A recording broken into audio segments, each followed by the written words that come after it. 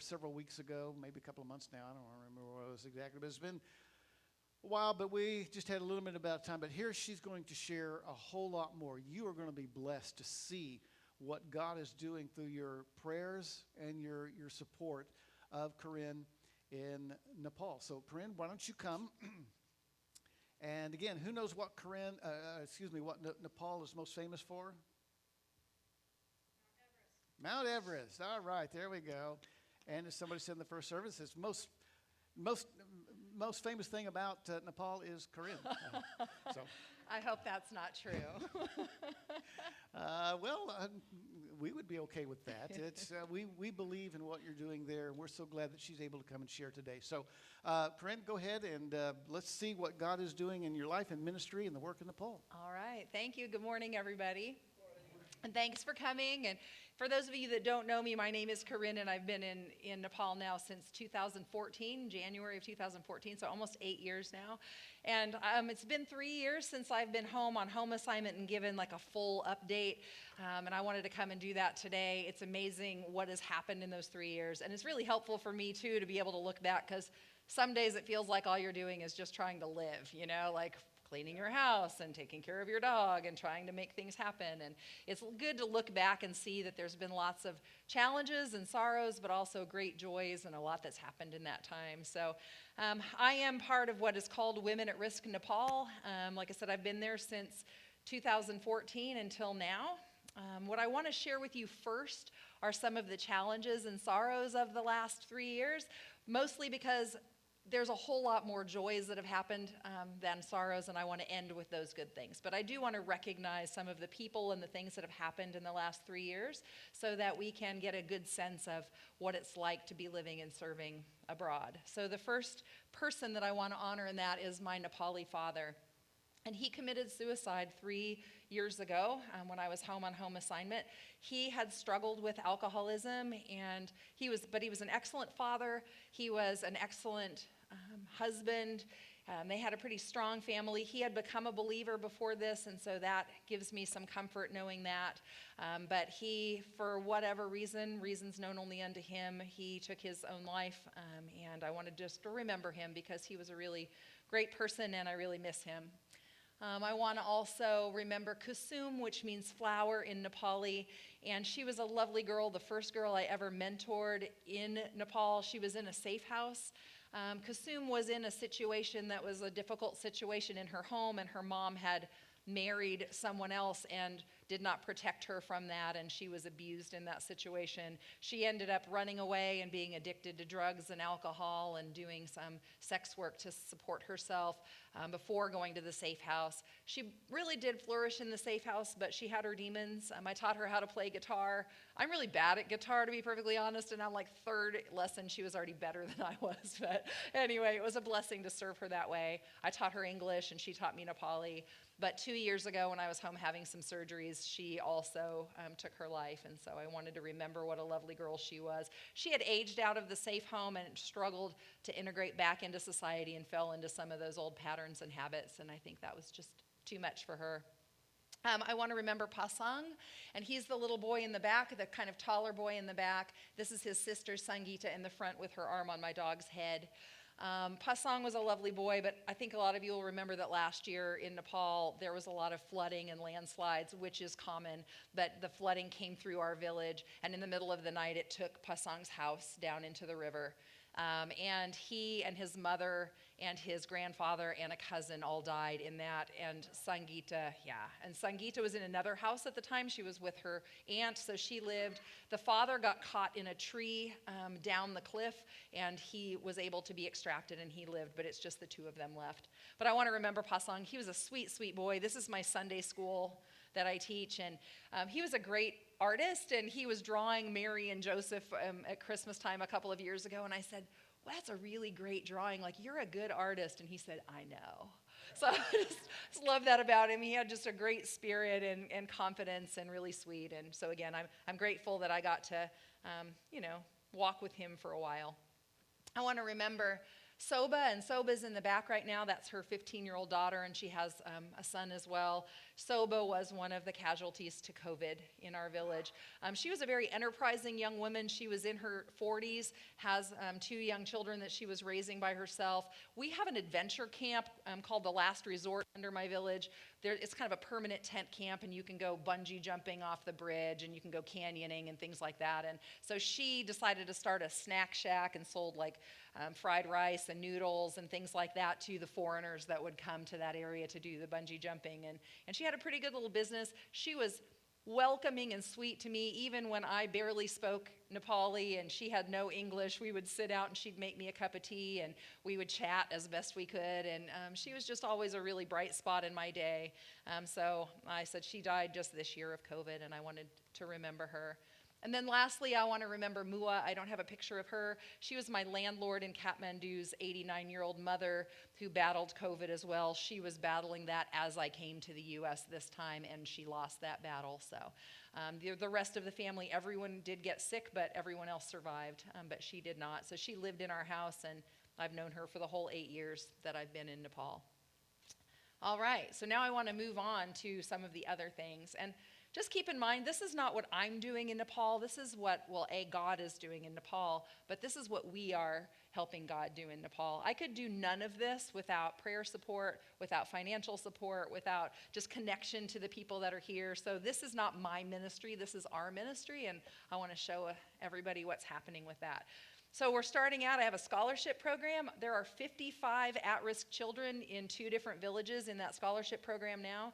I started out with 32. We added more to 42 last year, and now this past year we were able to do 55 students, which I'm really happy about. And these are all at-risk students in really high human trafficking areas where the children are often either sold directly or they're sent abroad to work from ages 12 up trying to earn money. And the scholarship program is keeping these children in school, and it's doing an excellent job of it.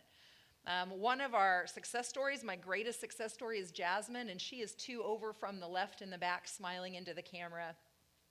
We saw something really special in Jasmine all along. When we would go to the village, she would help us unload the car, and she would register people and sign up, and was just so helpful. But she was a student, a scholarship student herself. When she graduated class 10 and wanted to go to 11 and 12, it was a 3-hour walk each, 2-hour walk each direction, so 4 hours a day, 6 days a week. And she did that and completed class 11 and 12, and she wanted to move on and get a bachelor's. And she was the first girl or woman in the history of this program, or the history of the village ever, to be enrolled in a bachelor's program. We did not have a budget for that, so I went ahead personally and supported her through college, and she graduated last year with a bachelor's in social work, and she moved back to her village, and we hired her, and so she is now administering our scholarship program in the village. She's making house visits, she's distributing supplies, she's checking on people, she's doing videos of what's going on, and she's just done an amazing, amazing thing. And now she has inspired all of the other students in this scholarship program to want to move on and go to higher education. So one of my hopes is that we can raise some more funds this year to be able to send 5 or 6 kids to college. And mind you, college in Nepal, it's a government college that we can afford, and it's approximately $400 to $1,000 a year, depending on the course of study that they choose. But that really gives them a much more viable chance of getting a job and less of a chance of being exploited and marginalized. So we hope to do that.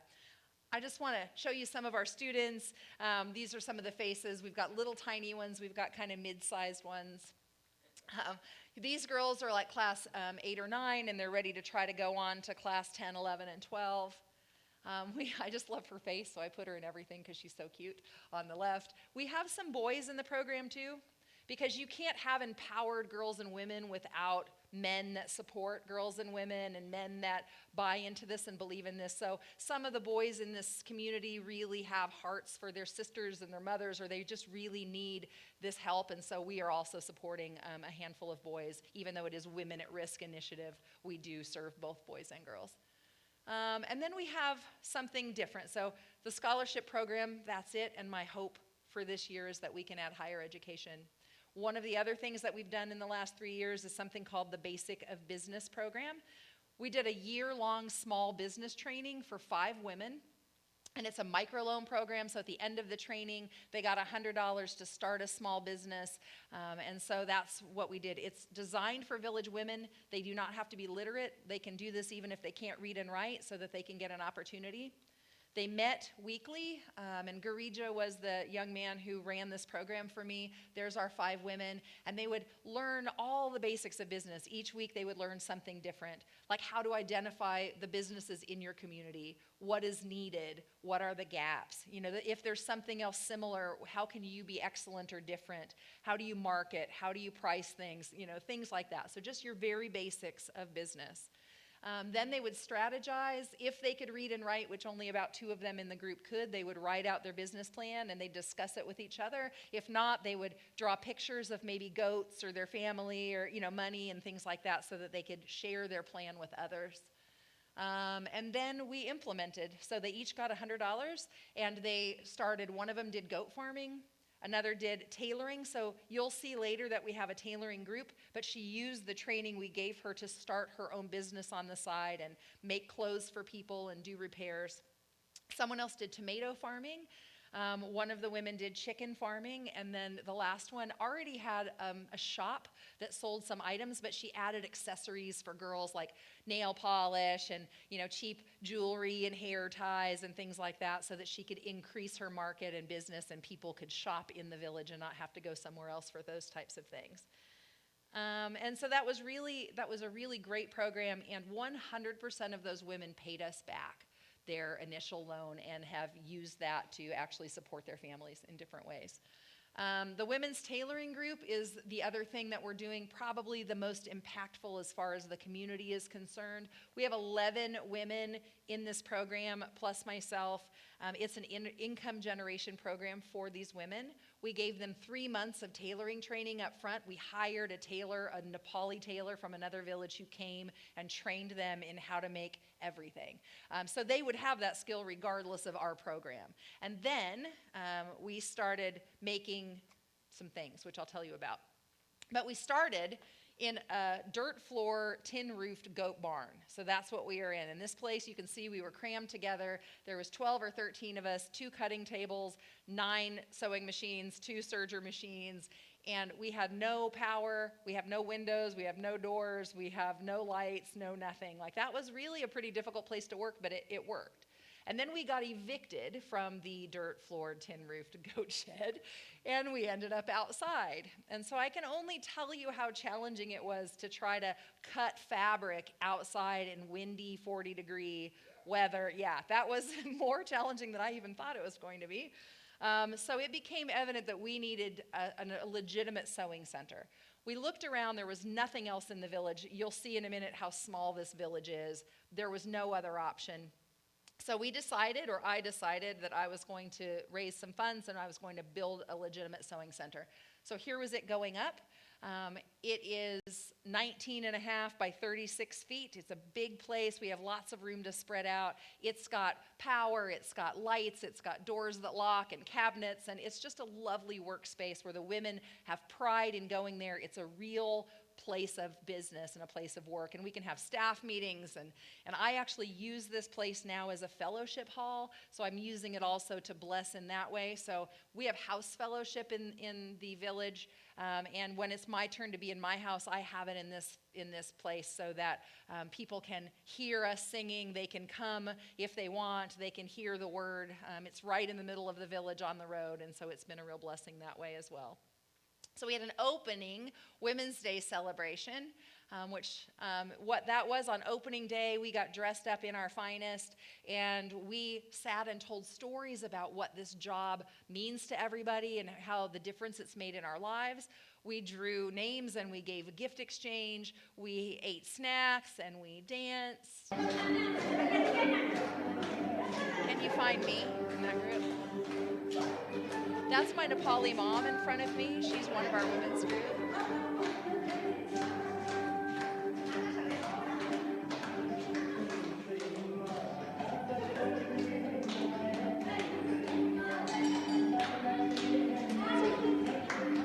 So that just showed you, we had a real celebration. This is before we moved in our cutting tables and all of that and like all of our furniture. And it was just a real time of joy. Like this, they've been working in these conditions and we've been doing this for 3 to 4 years now. And this is really kind of the culmination into the next thing.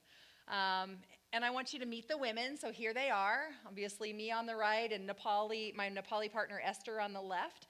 And then this is the supervisor down here in the bottom. That's my dog, Kancha, and he's there every moment supervising what we're doing. And then I want to show you the women personally, one by one. And these are the women that you are helping support that are working in this program. So Lakshmi 1, you'll see there's more than one. So Lakshmi 1, she's a lovely woman. Her 2 children have been coming to my home, my personal home, since the day I moved to this village 6.5 years ago.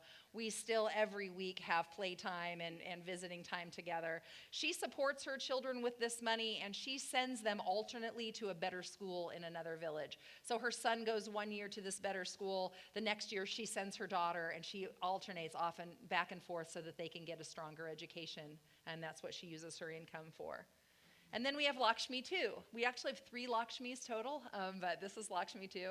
She's a lovely woman too, and she is single. And in Nepal, that's really difficult.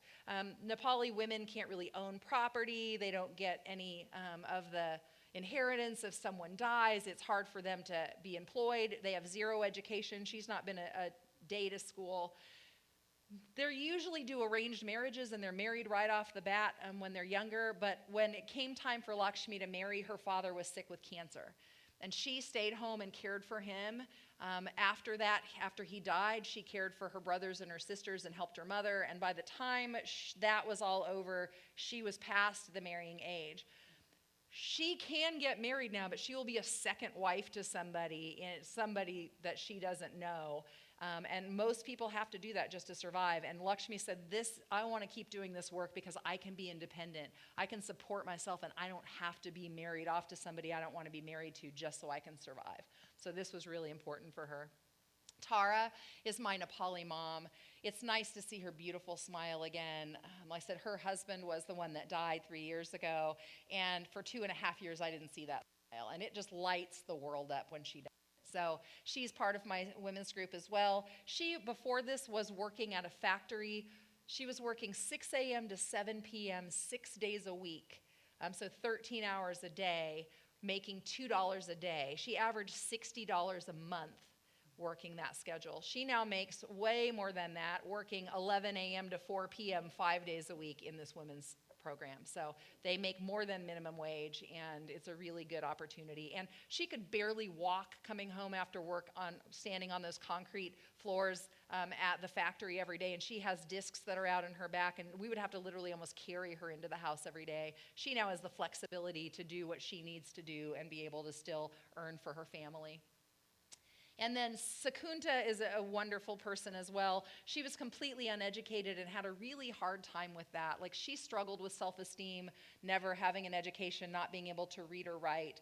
She is actually the head of our women's group, and she has blossomed in that role. She's one of the most responsible people I know. She's a hardworking woman, and now she makes such good decisions, and she is so dependable that people come to her now for problem solving. They ask her first when they have a problem, and she is kind of the mediator in the village, helping all of those, mediate all of those problems and all of those issues. And so she is now really proud of the work she does and where she is in life. And she uses the money to help send her grandchildren to school. Saraswati is probably the most hardworking person I've met, and industrious women. She has 2 small children that she sends to school with her work, but she is the one who started the goat farming business in the Basics of Business, and she uses the money from this to put into her goat farming business and buy more goats that she can sell and raise more money than she does hourly doing this work for us. So she has 2 jobs, and she does really well with them. Mai Cheng is the next one, and she is a believer. She was originally indigenous hill person Tamang, and they are Buddhist to start, and her family was Buddhist. But years ago, she became very sick, and her abdomen was swelling, and she was in a lot of pain, and they were trying to get help, and everyone in the village just kept saying, she's probably just pregnant, and no one would listen to her. She was not married at the time, so that was very scandalous. the church listened, and the church actually sent her to Kathmandu to get an evaluation and paid for that. And she had a huge tumor in her abdomen. And they paid for her to have surgery and have that removed. And her father at that point said, up until now, I always thought Jesus' love was just for the Christians. I didn't realize it was for everybody. Like, this is the first time I see that Jesus' love is available for all of us, and we want to worship a God like that. And so they, whole family, became believers and became Christian because of the service of that church to them and because of Jesus' love. So that's a really sweet story. They're still poor, but they are very happy.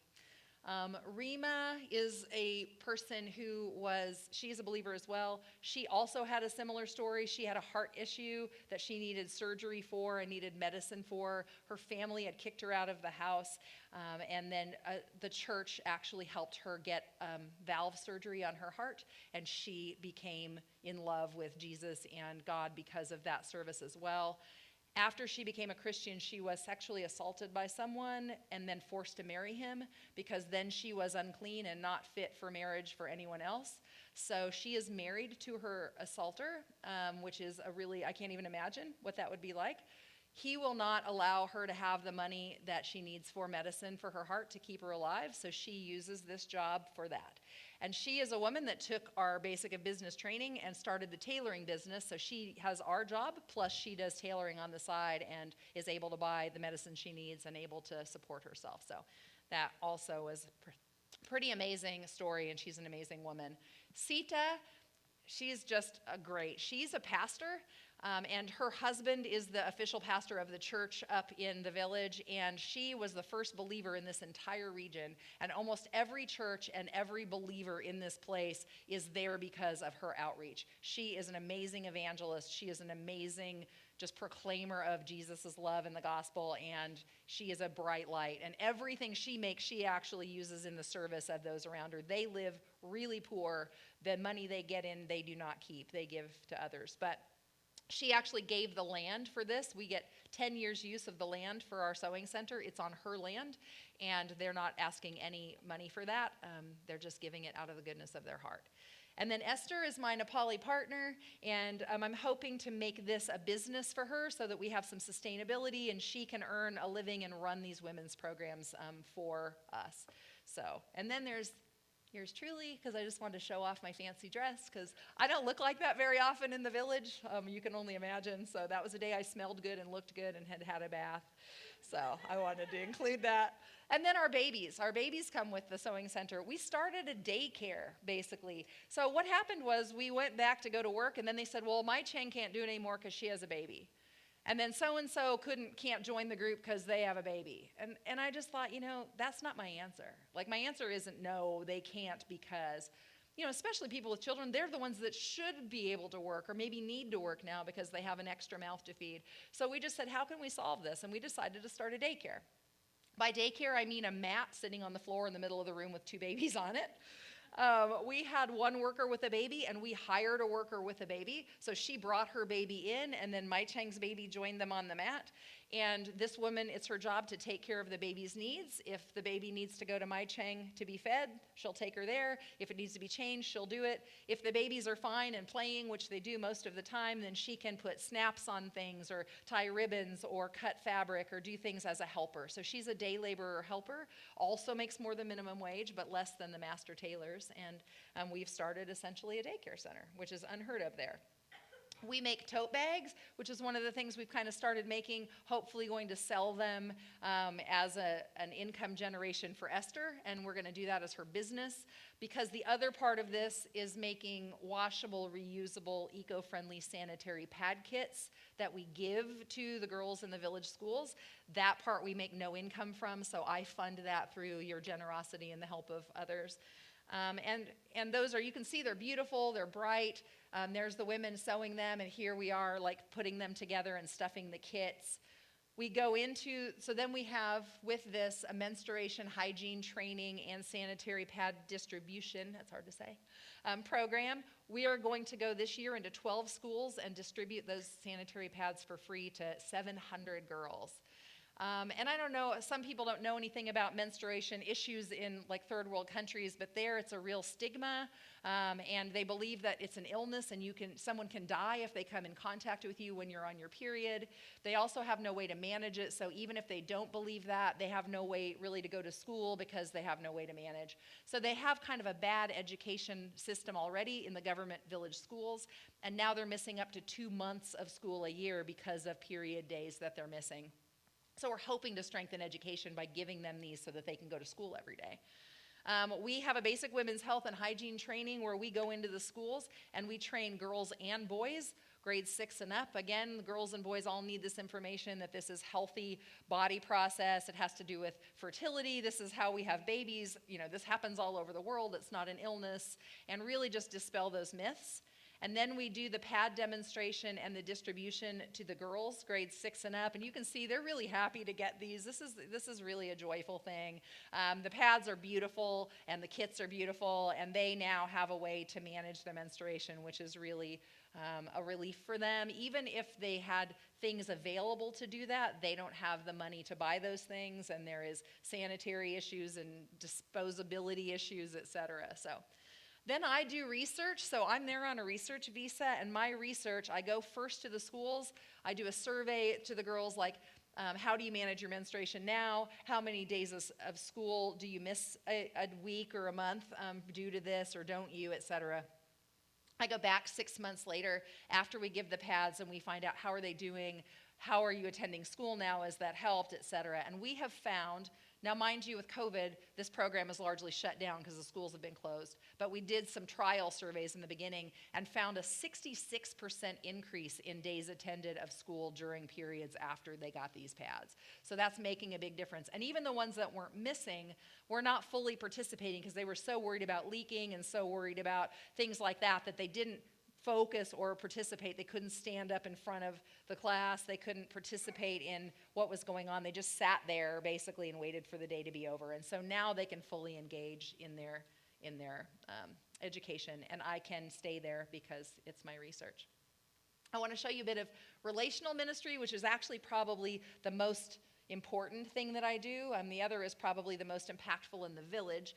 I wanted to tell you that the sewing program employs these 12 women, 11 women plus me actually, and that is 8% of the households in our village. So we are supporting 8% of the households in our village with these jobs, which is pretty big because we only have 135 households in the whole village. So the relational ministry is really kind of the heart of what I do. I teach Sunday school on Saturday. So Saturday is the day off in Nepal, and that's their church day. And then they're like, well, would you teach Sunday school? And I said, well, why do you call it Sunday school? And they said, well, because you foreigners call it Sunday school. And I was like, because it's on Sunday in the U.S. So I teach Sunday school on Saturdays in Nepal.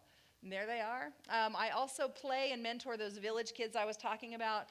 Lakshmi, one's son, is up top, Sohan, and their daughter Sumi is down at the bottom. And every week I go to their home or they come to mine, and we play and we color and we tell stories and we sing and we dance, and I just love on them. And then I do an outreach I call On a Distant Hill because I live in a gorge like this, and I live on a ridge in the gorge, and 1,500 feet below is a river, and then there's another huge hill on the other side, and at the top of that hill, which I can see from my house, is the woman on the far left. And she was dying of TB, and she was black, and her tongue was black and shriveled up. She couldn't speak. She couldn't eat. She couldn't walk. She would lay in bed, and her family would just have to roll her and clean her when she soiled herself, and she was dying of TB. And her brother-in-law said to her husband, you need to go find a pastor, and you need to ask them to pray for your wife. So he walked the 6 hours. So to get to this village from my house is either a 6-hour walk up to the top of that hill or 2 hours on the sketchiest roads on the back of a motorcycle that you've ever seen, which I do opt for usually. But He walked the 6 hours to our village and said to them, my wife is dying, you need to come pray for her. And they did. They walked 6 hours with him back to that village and spent all day praying for her. And by the end of that meeting, she could stand, which she hadn't done in 6 or 8 months before that. And very quickly after that, she became healed.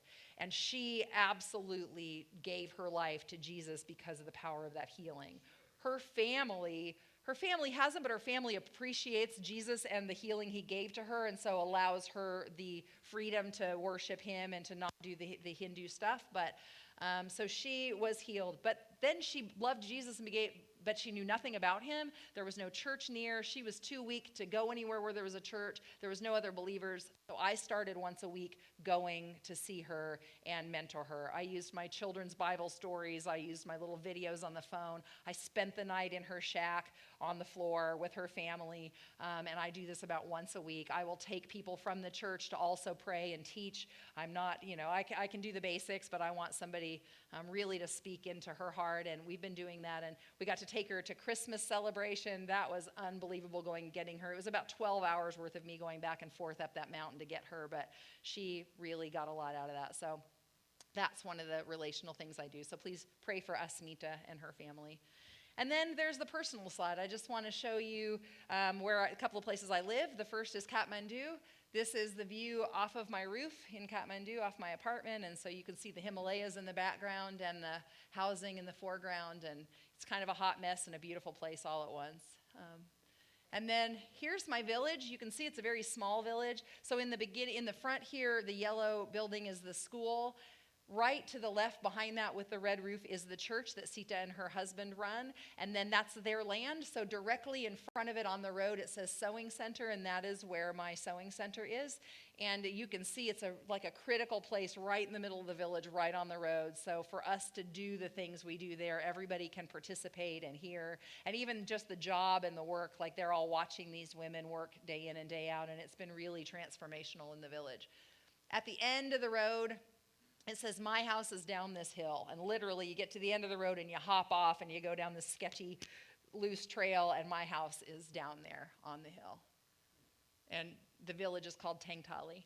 So this is my Nepali family. And see if you can locate me in that picture, too. They told me once that I'm half Nepali, that the inside half is Nepali and the outside half is foreign. So these are my two brothers on the end, the youngest on the left and the oldest on the right. The oldest he's the one that is hostile to the gospel and is not a believer. And that's his wife in the red, 2 people over. And then she has a baby in utero in the picture who is now getting close to a year old. And then the baby down here, the original baby, she's 5. Then you've got my oldest sister on the left and my youngest sister on the right and my Nepali mom in the orange. So after so the believers in this family are my mom, her youngest son, and the youngest daughter. And they were allowed to practice their faith until the dad died. And then the oldest son is very hostile to Christianity, and he is now the head of the household and has forbidden any of them to do any faith-based things in the household. So that has been an interesting dynamic. But here I am participating in their, not worshiping, but participating in their religious festival. And then at Christmas time, I invited them to church. And because I had participated, they were allowed, some of them were allowed to come to church. So I showed the Jesus film on his birthday, the oldest son's birthday, in my house. And they all came and we popped popcorn and we watched this movie. And so the relational side of this is me now having enough relationship to them to try to speak some truth into their hearts. There's my handsome dog. You saw him supervising earlier. His name is Kancha. I've had him, he's 4 years old now, 4.5. He was 1 day old when I met him for the first time. And they said, Karuna Didi, which is me in the village.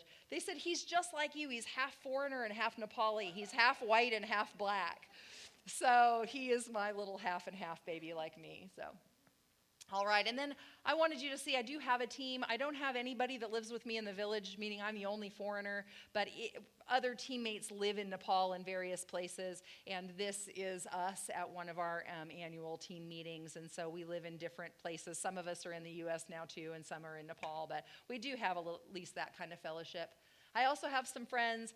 During lockdown, we were truly locked down. in the apartment, unable to leave, like they could shoot us if we stepped out. And so on the roof, I worked out with my landlord's wife and my friend there every day, 6 days a week, we worked out on the roof. Plans for the coming term, we've already kind of talked about that. Doing a lot of the same, hopefully doing the distribution for the sanitary pad kits, and ultimately would love to add some higher education scholarships for the students. Got some ways to connect. If you don't get my monthly newsletter, it's really not monthly. It's more like every couple of months, and so it's not obnoxious. But if you want to keep up on the news and what we're doing, please feel free to sign up. I'll be in the back, and I can add you. If you want to be a prayer partner, that would be great. I know that you guys print the blurbs here pretty frequently in your digest about what's going on with me, again, or through the prayer newsletter. If you want to become a financial supporter, it is tax deductible. Meet me as well, and I can give you just an online giving link, and you can set up, and that can be one-time gift. It could be a recurring, however you want to do that. And there is my email and my text information. And this will work even free, even when I'm in Nepal, as for texting that phone number. All right. Next, all right, thank you. And then I do want to say one thing. We are having kind of a fundraiser, so you know I'm trying to raise for the programs. You guys can see this shirt that I'm wearing. And it says, I have friends at the top of the world, which is Nepal, and the friends would be me and all of the people that we're serving there as well. It says Nepal and China. My village is about 9 miles from the border of Tibet, and I'm in Nepal. And Everest is both sides, in China and in Nepal. And then it has a picture of Mount Everest down here, and 8,848 meters. It's 29,029 feet high. It's really high. So we're selling these shirts. We have unisex and women's. The women's is this color, and there's the color, and it has kind of a slim cut in the middle. This is actually the unisex cut, but the women's will have a thin cut. The unisex and so the ones for men or women, if you want the unisex cut, will be olive green. We're selling those for $25 each. You don't have to pay for them today. What we're doing is taking some pre-orders if you want one, and then they'll be delivered to the church, and you can come and pay and pick them up then. But the proceeds, the profits from that will actually be going towards these programs. So that's it. Thank you very much.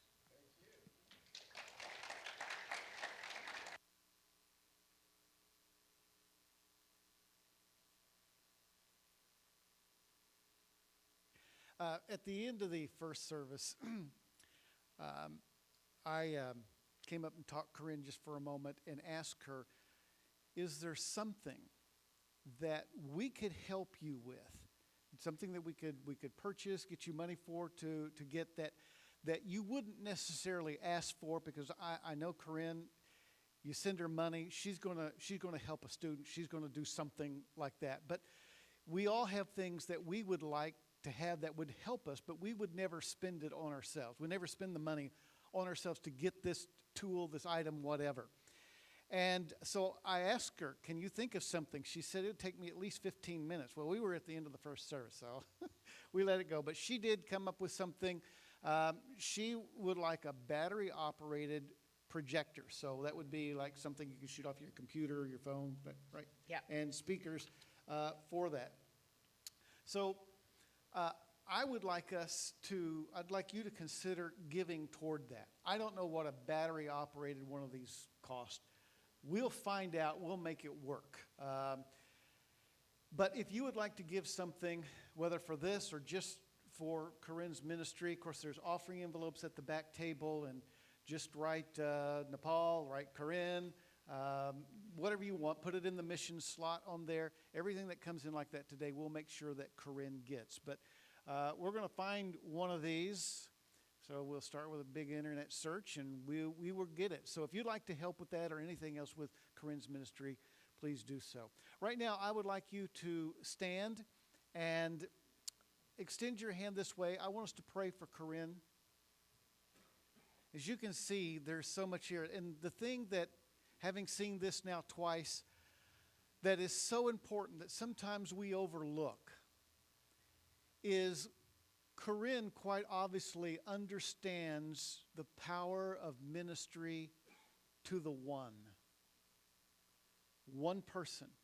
You never know what one person that you minister to and turn their hearts just a little bit to the Lord, what the result of that's going to be for generations to come, should the Lord tarry.